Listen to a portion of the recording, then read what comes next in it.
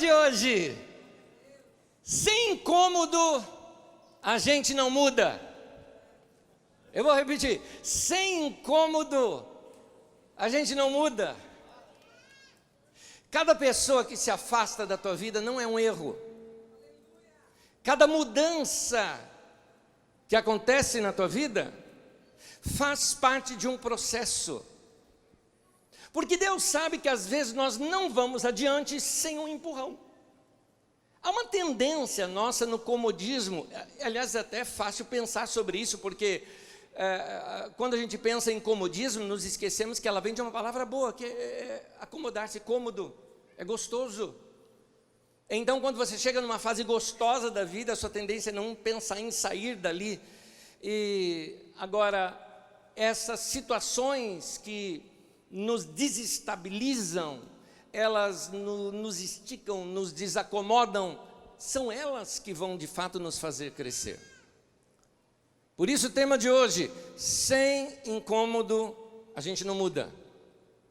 Toda dificuldade que você passa não é para parar você, é para te empurrar, é para te levar a crescer.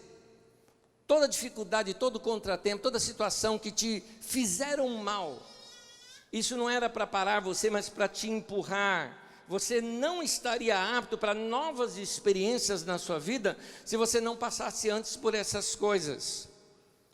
Nem sempre a gente entende por que algumas coisas acontecem conosco. Um amigo que você pensou que morreriam juntos, não é? de tão amigos que são, daqui a pouco se afastou de você, por outras razões, às vezes mudou de país, mudou de cidade, por outras situações. Um namoro que você tinha certeza que seria um casamento feliz, e de repente não deu certo. Um emprego em que você amava o ambiente, gostava do trabalho, mas parece que já não é mais o mesmo, e você ou já está mirando ao sair de lá, ou hoje já até mesmo não está mais naquele lugar. Um lugar talvez até onde você foi morar, você orou a Deus, pediu a Deus aquela casa, comprou aquela casa, está morando nela, e agora mudaram os vizinhos barulhentos para lá, o lugar está perturbado, mudou a situação. Por que essas coisas acontecem? Eu percebi que algumas vezes Deus nos deixa desconfortáveis no agora, para que possamos experimentar algo melhor mais tarde. É isso. Aquele lugar ou aquela situação, se não tivesse se tornado desconfortável, você não se moveria para outro lugar na sua vida. Então, às vezes, o desconfortável pode ser um sinal de que é tempo de mudança. Foi o que aconteceu, por exemplo, com o profeta Elias. Elias foi para um lugar debaixo de uma palavra de Deus. Deus o enviou para aquele lugar. Detalhe, hein? Ele estava no centro da vontade de Deus para a vida dele, para aquele momento. Então ele estava na hora certa, no lugar certo, a pessoa certa. No entanto, tempos depois, você vai perceber que Deus o empurra para fora de lá. Vou ler o texto, você vai compreender melhor. 1 Reis 17, de 2 a 7, diz assim: depois a palavra do Senhor veio a Elias. Saia daqui, Elias, e vá para leste e esconda-se perto do riacho de Querite, a leste do Jordão. Você beberá do riacho, e dei ordem aos corvos para que o alimentem lá. E ele fez o que o Senhor tinha dito. Note, ele estava na perfeita vontade de Deus. Continuando. Foi para o riacho de Querite, a leste do Jordão, e ficou lá. Os corvos lhe traziam pão e carne pela manhã e de tarde, e ele bebia da água do riacho. Algum tempo depois, o riacho secou-se por falta de chuva. Mas não era vontade de Deus ir para lá? Era, mas não era para sempre. Era uma situação transitória.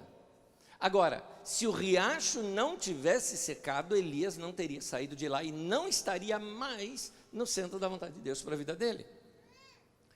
Algumas vezes Deus fecha algumas portas. A gente fala muito de Deus abrir portas, né? Mas a Bíblia diz que Ele fecha. E às vezes não gostamos, às vezes não concordamos, às vezes nós não entendemos. Mas Deus, como Ele olha a história como um todo, e não somente por partes, nós somos limitados a ver apenas o que está diante dos nossos olhos. Ele olha a história como um todo, Ele olha o mundo como um todo. Então, Deus que vê dessa maneira, Ele sabe que é mais importante o nosso destino do que o nosso conforto momentâneo. Há momentos que Deus vai chacoalhar a árvore para a gente sair do ninho. Há momentos difíceis da nossa vida que servem para nos desinstalar de onde nós estamos, para nós nos movermos para um outro momento. Isso às vezes vem com situações até tristes. Você perde um ente querido, negócios que não vão bem, um romance ou uma amizade que se desfaz. E se tornam momentos difíceis que você tem que reinventar-se na vida. É hora de se reinventar. Quando nós estamos muito acomodados, nós podemos de fato estragar a nossa vida e perder o nosso destino. Por isso, ao longo da nossa vida, algumas perdas são até necessárias para que elas nos desacomodem. Mas hoje eu quero mexer com a sua maneira de pensar sobre a vida. Se prepara, porque a palavra de Deus, ela faz isso com a gente. Às vezes a palavra de Deus faz, eu uso essa expressão comigo, parece que ela dá um nó na minha cabeça. Eu tinha algumas certezas, aí eu leio a palavra de Deus, eu parei de ter essa certeza e começo a ter outras certezas. Porque já é um novo tempo, já é um outro momento. É como Elias, ele tinha certeza que o lugar dele era lá em Querite, agora ele já sabe, não é mais. É outra coisa, porque é o dinamismo de se andar com Deus. Meu irmão, minha irmã, sucesso pessoal não vai cair no seu colo. Por sucesso pessoal eu me refiro à realização, não estou me referindo a dinheiro. Porque tem um monte de gente que tem uma boa profissão, ganha muito dinheiro e não é bem sucedida porque ela não é realizada. Então, entenda-se, vamos trocar até a palavra, realização pessoal. Realização pessoal não cai no colo da gente. A gente tem que correr atrás. Ou você vai atrás da sua realização ou você vai ficar como está. Você sabe muito bem que se você continuar fazendo a mesma coisa sempre, você vai obter sempre os mesmos resultados. Então, por isso que de vez em quando é necessário essas mudanças, e Deus então nos desacomoda para que a gente faça essas mudanças. Você quer mudar? Algumas coisas que a gente pode provocar.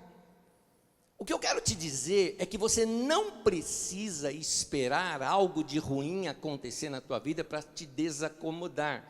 Você pode já provocar o seu futuro. É isso que você precisa ver. Por exemplo, mude rotinas. Rotinas normalmente nos viciam. E rotinas nos fazem não perceber mais a vida. A gente não vê que os dias se vão. Alguns de vocês estão dizendo, meu Deus do céu, já estamos em 2020, o que aconteceu com 2019? Você estava com tantas rotinas que você não viu o tempo passar. Então, mude isso, mude maneiras de pensar, se abra para coisas novas, se abra para novas leituras, vá se alimentar com coisas importantes que fazem você até talvez sofrer um certo incômodo de querer pensar de uma maneira diferente. Como eu digo, sem incômodo a gente não muda, então de vez em quando a gente precisa se incomodar. Eu não vou esperar que algo me incomode, eu mesmo vou, eu gosto de provocação. A propósito, hoje a palavra de Deus para você, ela vai ser extremamente provocativa. Eu espero te incomodar hoje aqui. Eu quero que você fique aqui meio... O que eu vou fazer da minha vida? É isso mesmo, está certo, está certo. E talvez você saia daqui hoje sem respostas. Porque quando nós estamos na geração do drive-thru, não é? Então a gente pede num lugar e espera receber tudo prontinho do outro lugar. E com Deus não é assim. Com Deus muitas vezes Ele fala, vai atrás, vai buscar, se esforça. Eu quero te mostrar, se você quer mudança na sua vida. Gente, nós estamos entrando num ano novo. Tempo novo para a nossa vida. Portanto, vamos começar certo. Vamos fazer diferente nesse ano. Vamos aproveitar esse período e vamos usar esse período para ser um período de transformação e crescimento da nossa vida. Então eu quero te mostrar pelo lado principal, a porta principal para você entrar. A maior mudança e a mais importante para você fazer na sua vida chama-se oração. É por aqui que você tem que começar. Eu vou emendar aqui com a mensagem de domingo passado. Então, ore e conecte-se com aquele que pode mudar a sua vida. Amém? Conecte-se com Deus. Frase de domingo passado, o propósito da oração é treinar o seu coração para estar sempre conectado com Deus. Deus, ele não precisa das nossas palavras, Deus não precisa de oração, Deus não precisa que você conte o seu dia para Ele, Ele sabe de tudo. Por isso a oração não é para nós ficarmos orientando para Deus o que Ele deva fazer. Oração é outra coisa, é um tempo de comunhão, onde nós abrimos o nosso coração e nós nos conectamos com Ele. Então, não se preocupe com o tempo de oração, porque mais do que muitas palavras lançadas ao ar, o ideal é uma constante conexão com Deus. É isso que Paulo quer dizer em 1 Tessalonicenses capítulo 5, versículo 17, diz assim: orai sem cessar. Como é que eu posso orar sem cessar? Por exemplo, como é que eu posso agora aqui estar pregando para você e estar orando ao mesmo tempo? Então, oração não é só ficar lançando palavras ao ar, é alguma outra coisa.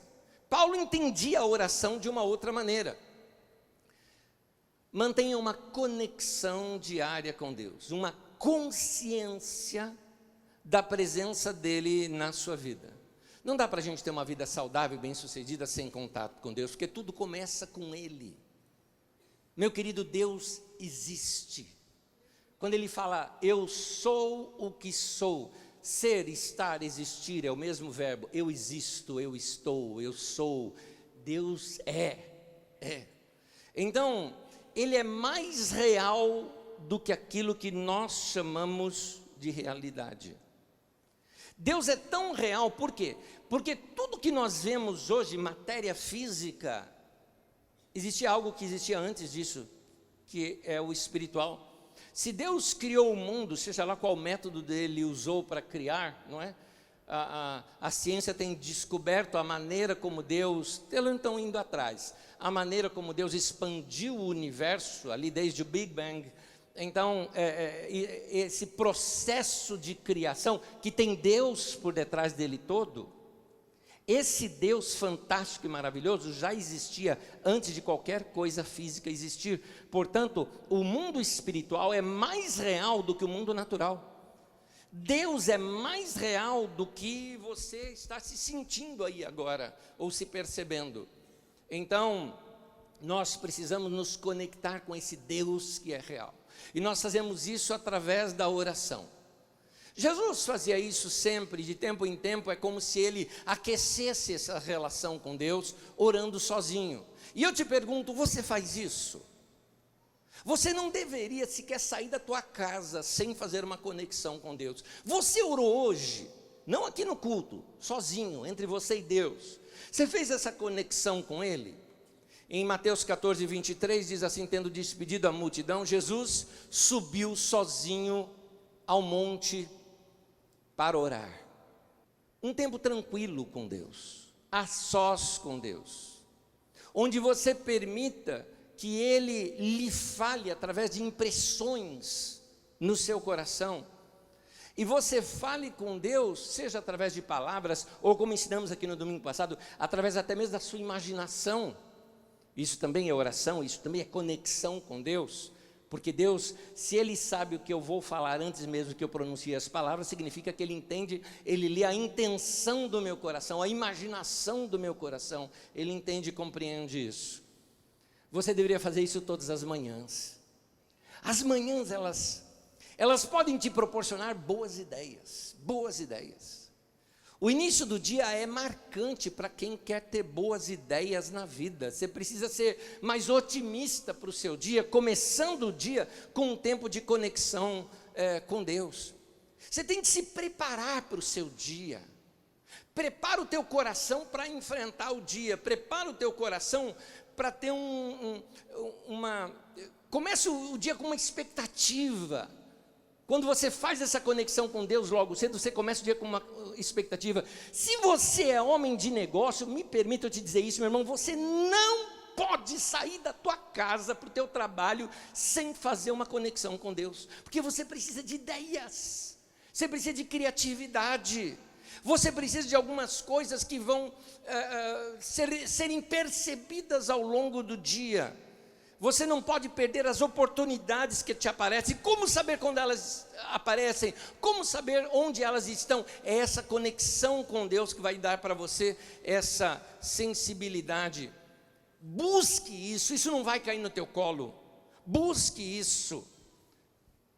Começa seu dia com expectativa. Uma vez conectado com Deus, perceba as coisas que ao seu redor estão te enviando uma mensagem. Porque Deus fala conosco de diversas maneiras. Por que Jesus fala assim? Olha as aves do céu. Na verdade nem olha, não é olha, né? É observe. Observe os lírios do campo. Jesus começa a falar para a gente olhar para a natureza, para perceber nela maneiras de Deus falar conosco em figuras. Quando você se conecta com Deus pela manhã, você começa a perceber Deus ao longo do dia. É isso que eu quis dizer com perceba as coisas que ao seu redor estão te enviando uma mensagem. Elas estão confirmando uma impressão que Deus está te dando ali no seu coração. As coisas acontecem na vida da gente, às vezes, quando nós menos esperamos. Mas o que é que você tem que fazer? Quando eu era criança, uma das coisas que eu gostava, quando eu ia ao médico com minha mãe, ela sempre ou comprava para mim um gibi, mas o gibi eu lia rápido. Então ela gostava de comprar aqueles, chamado passatempo. Eram revistinhas que você ficava fazendo cruzadas e tantas outras coisas, e existiam os infantis. E dos infantis, uma das coisas que existia era aquele ligar os pontos. Haviam vários pontos numa folha com números, e você, seguindo a sequência do número, você ia formando uma imagem. Para um adulto, bate os olhos, já consegue ver aquilo, mas para uma criança, aquilo tudo vai se formando, vai ligando os pontos. Outro assunto dentro do mesmo. Um dos homens mais bem-sucedidos do mundo já faleceu, criador da Apple, Steve Jobs, criador da Pixar, da Apple, um dos proprietários da Disney, cara genial. Ele falou o seguinte: criatividade é saber ligar os pontos. Quando você percebe uma coisa aqui, liga com outra ali, liga com outra ali, liga com outra, vai começar a formar uma imagem na sua mente. É isso que eu quis dizer tempos atrás, quando falando sobre criatividade, aqui mesmo na Carisma, eu disse o seguinte, eu falei, vou usar um neologismo, uma palavra nova. A melhor palavra seria combinatividade. Não existe essa palavra, mas ela cai muito bem. Por quê? Porque criatividade dá a impressão que eu estou criando, eu não crio nada, Deus já criou tudo. Eu só combino a coisa. Eu combino isso com aquilo e sai uma outra coisa aqui, não é? Eu como uma pizza, eu gosto de pastel, aí eu penso nos dois, fecho a pizza, vira calzone, pronto, criei. Não, combinei. Combinei ideias e cheguei numa outra coisa. Então, quando você tem essa conexão com Deus, você consegue perceber melhor quando Deus está te enviando mensagens através de pessoas, de coisas, de situações ao longo do seu dia. Meu querido, enche o teu coração pela manhã e saia da tua casa. Eu vou usar a palavra correta aqui agora, uma palavra em desuso, mas ela é correta. Entusiasmado. Por que entusiasmado? Porque a palavra entusiasmo vem de enteos, em Deus. É isso. Saia da tua casa assim, conectado com Deus. E aí você começa a olhar. Como Jesus dizia, olha os pássaros, olha as flores, olha as pessoas, olha isso, olha aquilo. Você começa a ligar os pontos e começar a compreender essa direção, essas ideias de Deus para a sua vida. Segundo conselho para você hoje: não se acomode e rebele-se contra aquilo que quer parar a sua vida. Eu preciso repetir isso para você. Não se acomode e rebele-se contra aquilo que quer parar a sua vida.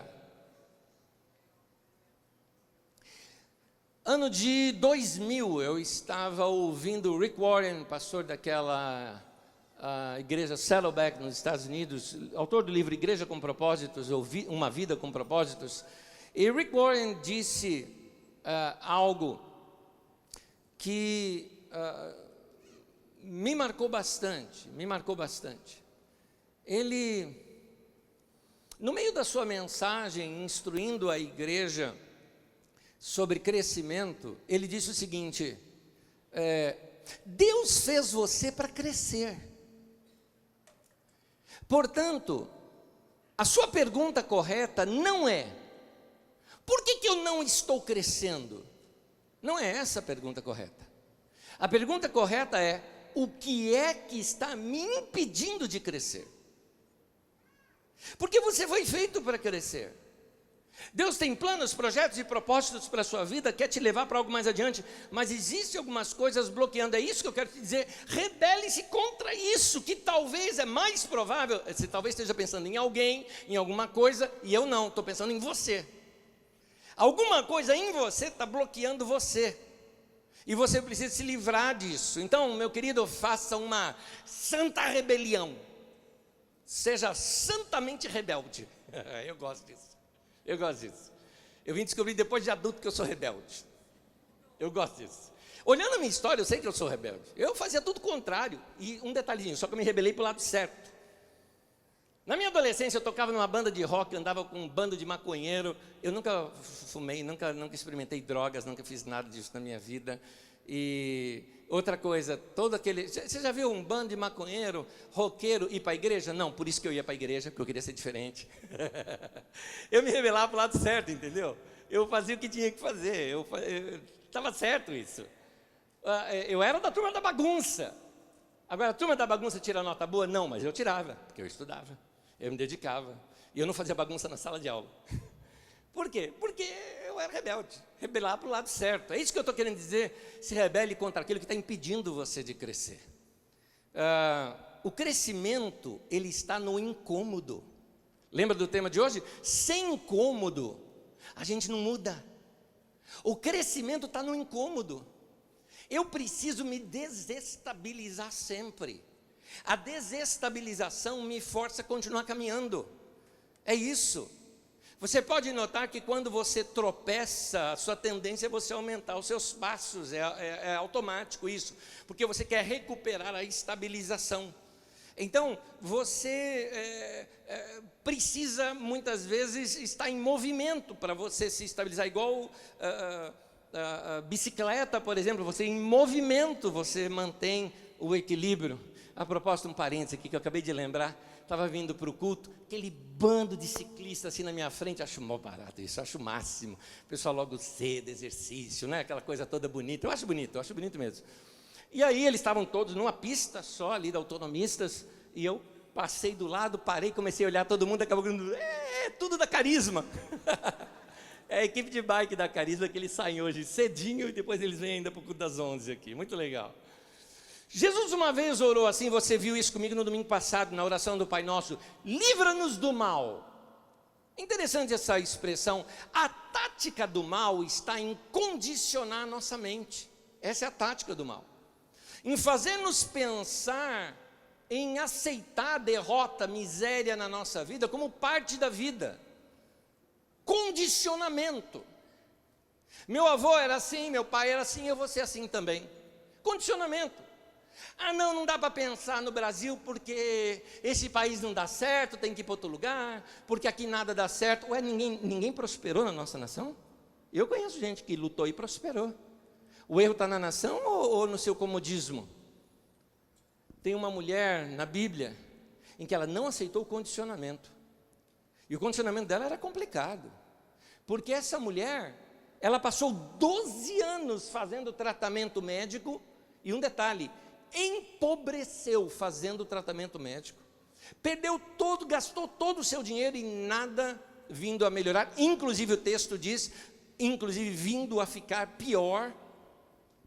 Mas em Marcos 5, desde o versículo 25 ao 34, eu só vou ler 3 versículos dentro desse range grande da história, diz assim: mas ela, tendo ouvido a fama de Jesus, vindo por trás dele, por entre a multidão, tocou-lhe a veste, porque dizia, e aqui está o segredo, ela dizia para si mesma: se eu apenas lhe tocar as vestes, ficarei curada. Logo se lhe estancou a hemorragia e sentiu no corpo estar curada. Que coisa maravilhosa!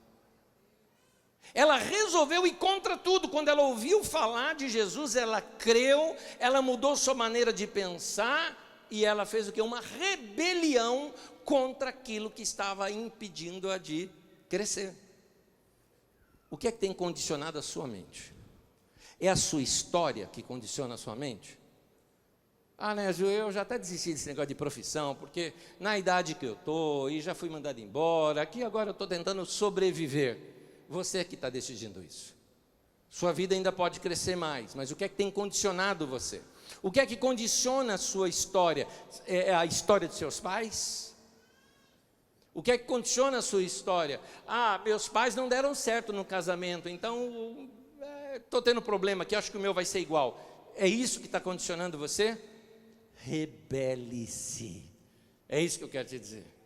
Permita eu ensinar algo para vocês sobre aqui uma santa rebeldia, por favor. A frase é um pouco longa, mas preste atenção. O seu futuro está nas suas mãos. É você quem decide o que vai fazer com o seu futuro. Deus o entregou nas suas mãos. O que você plantar é o que você irá colher. É você quem tem que plantar sementes, plantar o seu futuro. Amém? Você entendeu? Hoje você pode decidir se aos 50, 60 ou 70 anos de idade você vai estar saudável ou você vai estar já batendo as botas, que nem dizia minha avó. Como é que eu decido isso? Não, meu futuro está nas mãos de Deus. Não. Tá, algumas coisas estão nas mãos de Deus que são mistérios divinos. Esse realmente a gente não tem controle. Mas um monte de coisa está nas suas mãos, sim senhor, sim senhora. É você que decide o que você põe para dentro do teu corpo, por exemplo. Você quer ter uma vida saudável aos 50, 60, 70, 80 anos de idade? Controla a sua alimentação agora. Menos açúcar, menos sal, menos gordura, menos um monte de coisa. Sono regular, exercício físico. Se você não faz nada disso, não adianta depois você chegar lá e falar assim: ai, Deus me cura. Deus falou: agora, né, ô indivíduo? Então, gruda na misericórdia de Deus, que Deus pode curar, pode, mas entenda bem, você não merece. É que Deus é misericordioso, né? Mas você muitas vezes tem essa mania de dizer: meu futuro está nas mãos de Deus. É bonito, é poético. De fato, algumas coisas que se referem ao geral estão nas mãos de Deus mesmo, são mistérios que a gente não entende. É verdade isso. No entanto, com relação a muita coisa na tua vida, não está nas mãos de Deus não, meu irmão, está na tua. É isso que eu quis dizer. É você quem tem que plantar sementes, é você quem tem que plantar o seu futuro. Cada vez que eu planto algo, eu estou determinando o futuro. Cada vez que eu semeio uma semente na terra, eu estou dizendo que algo vai nascer, vai crescer ali, vai dar fruto. A mesma coisa com relação à minha vida. Então, meu querido, quer mudar? Vai fazer um curso novo, vai ampliar a sua mente, vai vencer a preguiça, vai começar a ler, vai começar a estudar algo novo, vai ampliar seus horizontes, vai ver coisa nova. É você quem tem que plantar sementes para o seu futuro. Vai ser autodidata. Você não suporta curso? Bem-vindo à turma, eu sou um, acredite se quiser. Eu sei que eu sou professor, no entanto, sendo honesto com você, eu não gosto de sala de aula, eu não gosto de curso. O que você faz? Eu vou atrás, eu quero aprender. Eu mesmo faço a leitura, eu quero saber o livro que o professor leu para eu ler. Eu sou regrado nesse ponto, aí não tem preguiça. E isso, desde tenra idade, eu já cheguei a vender ferro velho na rua, carregar aqueles negócios, para poder pagar passagem, para poder ir numa biblioteca, para poder ler os livros que eu queria. Eu já fiz isso, já passei fome na biblioteca, porque não tinha o que comer, mas fiquei lá lendo, porque eu queria aprender. Hoje você tem no seu celular acesso à internet, uma condição de você ver tanta coisa boa, de aprender coisa boa, mas você tem preguiça de leitura. Você precisa mudar a tua cabeça. Por isso que eu te disse, não é, Deus, o que é que está me... por que eu não estou crescendo? Não é essa a pergunta, é o que é que está me impedindo de crescer? E isso que está me impedindo de crescer, eu preciso me rebelar contra isso. Pode ser a minha preguiça. Pode ser a preguiça.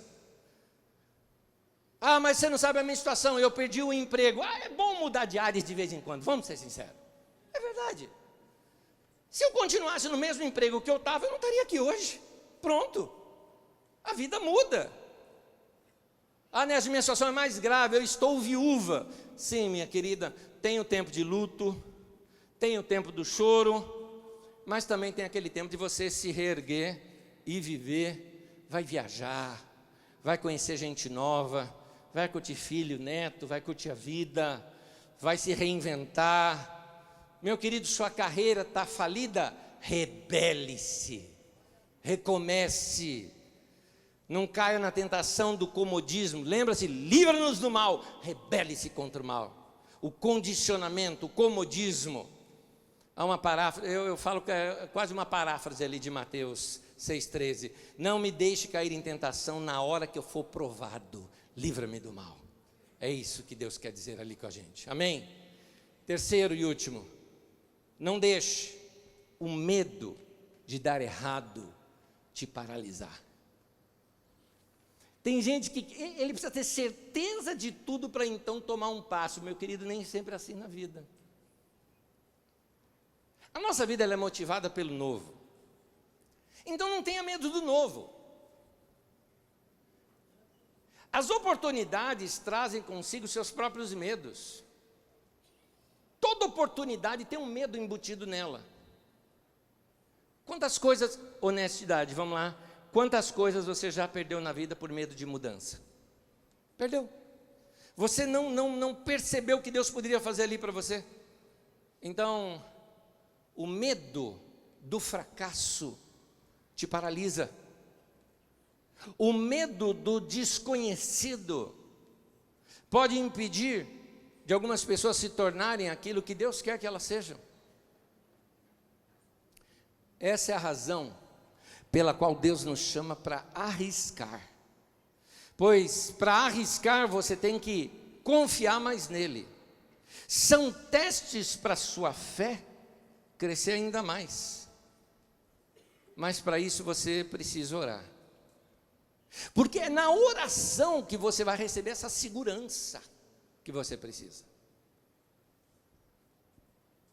Há um texto lá em Mateus 14, 22 a 33, quando os discípulos estão no meio do mar, e havia uma lenda de que antes de morrerem as pessoas viam um fantasma nas águas, como se esse fantasma viesse buscá-los. E estavam no meio de uma tempestade, e aqueles homens, sendo pescadores, achavam que iam morrer ali, afundar. A coisa era grave. E eles veem um vulto no meio da água. Atemorizados, começam a gritar de medo. E era Jesus dizendo: fique em paz, sou eu. Pedro então tinha que ser ele. Pedro chega assim: Senhor, se é o Senhor, manda eu estar aí com o Senhor, manda eu ir até aí com o Senhor, e eu vou. Jesus falou: tá bom, vem. Eu acho que Pedro naquela hora falou: o que eu falei? Pois é. Queridos, quando Jesus chamou Pedro, foi Pedro quem teve que dar o primeiro passo. Se ele não desse o primeiro passo, ele nunca teria andado sobre as águas. A gente fala que Jesus andou sobre as águas, Pedro andou. Mas ele afundou depois. Sim, e depois voltou para o barco como? No colo de Jesus? Voltou andando. O que falta para a gente é algo chamado coragem. Para você tomar as decisões corretas na sua vida, você precisa de algo chamado coragem.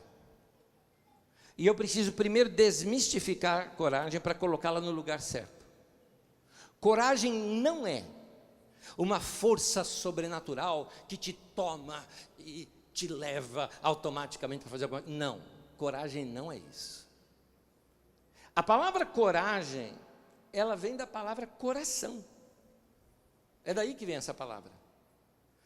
Algo que vem do coração. Por isso, o que é encorajar? Encorajar é falar de coração para coração. Isso é encorajar. O que é desencorajar? É quando alguém tira o coração, tira a coragem de você. Gente negativa te desencoraja. Tira a coragem de você. O que eu estou te falando é que você precisa lançar teu coração para Deus. Uma vez chegaram para um homem que havia vencido o seu próprio recorde olímpico naquele salto com varas. E perguntaram para ele qual era o seu segredo de ter se vencido, o que ele tinha a ensinar. E ele falou o seguinte: quando você for praticar o que eu pratico, ao você colocar naquela vara e for se lançar, ele falou o seguinte: lança primeiro o teu coração e aí o teu corpo vai acompanhar. Eu acho que você entendeu a metáfora dessa pessoa. Meu querido, hoje eu quero desacomodar você. Você precisa lançar o teu coração, olhar para o teu futuro como expectativa. Eu não quero saber o que os economistas estão dizendo sobre esse ano. Eu sei que eu vou crescer esse ano, eu vou terminar esse ano mais próspero do que foi o início desse ano. Eu não quero saber o que as situações políticas dessa nação, aliás, é só desanimadora as situações políticas, para a minha mentalidade política, ela é só desanimadora. Por isso eu faço as minhas críticas, mas o meu coração não está lá, eu não dependo deles para crescer. Eu não dependo de quem está no governo para eu crescer. Eu não dependo do país onde eu estou para eu crescer. Deus chegou assim, é interessante quando você tem convicção dessa maneira. Pensa como Abraão, por exemplo. Abraão chegou para Ló e percebeu: Ló, a terra que nós temos, ela é pequena para o nosso rebanho. Nós crescemos tanto, meu querido, que não tem mais comida para os dois rebanhos. Vai para um canto, eu vou para o outro. Não era briga, é que não dá. A gente tem mesmo que crescer e separar. Olha o que Abraão disse para Ló. Falou: Ló, escolhe. O que você escolher, eu vou para o outro lado. Interessante, Ló olhou o lugar melhor e a campina mais verde que poderia. Ele falou: é para lá que eu vou. Abraão falou: tá bom, eu vou para o outro lado. Ló perdeu tudo, Abraão prosperou. Por quê? Porque o crescimento está nessa bênção. Está em andar com Deus. A primeira coisa que Abraão fez quando ele foi para outro lugar, levantou um altar e cultuou a Deus. Foi a primeira coisa. Por isso esse homem cresceu. Meu irmão, todos os dias você precisa levantar o teu altar e ter o tempo com Deus. Todos os dias comunhão com Deus. Encher a tua mente de ideias novas com Deus. Andar no dia a dia com expectativa. Se abrir para o novo. Se rebelar contra aquilo que te segura. É isso que você precisa. E deixar Deus abrasar e aquecer mais o teu coração. Amém?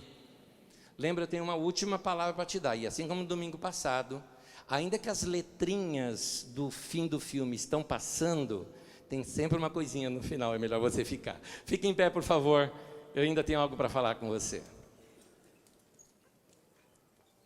Lembra quando eu falei de desencorajar? Uma pessoa negativa, ela quer tirar o coração de você. Então, talvez uma pessoa negativa, ao você contar o seu sonho para ela, talvez ela diga o seguinte: é impossível. Ok, depois que a situação passa e você vence, aí a gente descobre que aquilo não era impossível. Nós é que não sabíamos que aquilo era possível. Há uma historinha que se conta de um pessoal que estava numa escalada e daqui a pouco, num determinado lugar, havia tido um desmoronamento. E todo mundo foi olhando aquilo e parando, e parando, e parando. Veio um cara que ele estava acelerado. Ele olhou para todo mundo e disse: "Por que vocês estão parados?" Viu o buraco, deu um salto e foi parar lá do outro lado. E o pessoal falou assim: "Cara, é impossível fazer isso." Ele falou: "Ninguém me falou."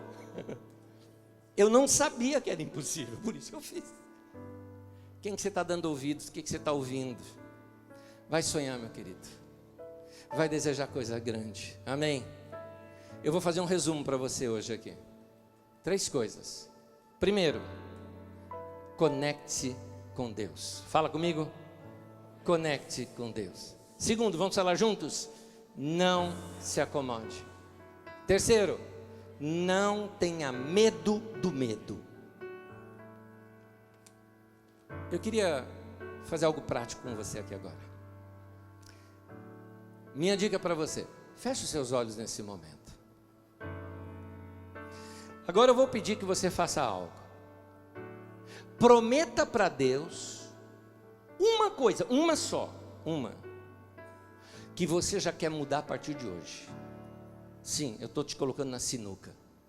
Agora é a hora.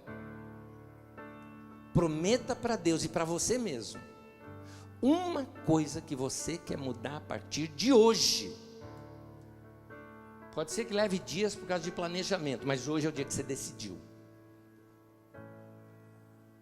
Pode ser: eu vou acabar com a preguiça na minha vida. Eu vou começar a fazer tal coisa. Eu vou desistir de tal coisa. Eu vou tirar tal coisa da minha vida.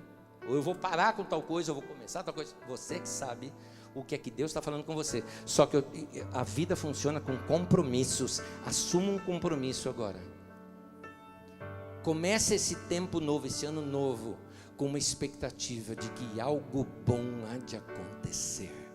Algo bom Deus tem para nós. Em nome de Jesus. Eu quero orar com você agora.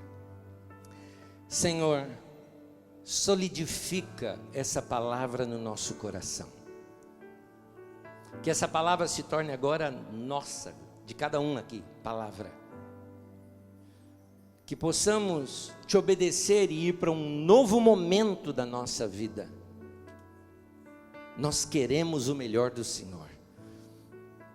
Portanto, Senhor, continuamos como peregrinos aqui nesse mundo, indo de lugar a lugar, tomando atitudes após atitudes, sabendo de que o Senhor está nos guiando e nós queremos sempre esse melhor do Senhor. Não nos deixe nos acomodar e perder esse melhor do Senhor para a nossa vida. Senhor, nós estamos certos de que hoje o Senhor está falando conosco e nós assumimos, fala que nós vamos te obedecer. Nós assumimos esse compromisso de seguir com o Senhor nesse ano. Em nome de Jesus. Nós estamos certos, ó Deus, certos também, de que nós vamos terminar esse ano no melhor momento da nossa vida. Porque nós vamos obedecer cada palavra que o Senhor tem falado e vai falar conosco ao longo desse ano. Nossos ouvidos estão atentos à tua voz, nosso coração está aberto para a tua direção. Por isso, desde já, nós te agradecemos por esse tempo maravilhoso, bom, tremendo que será esse ano na nossa vida. Em nome de Jesus. Amém. Amém. Que Deus te abençoe. Que Deus te abençoe.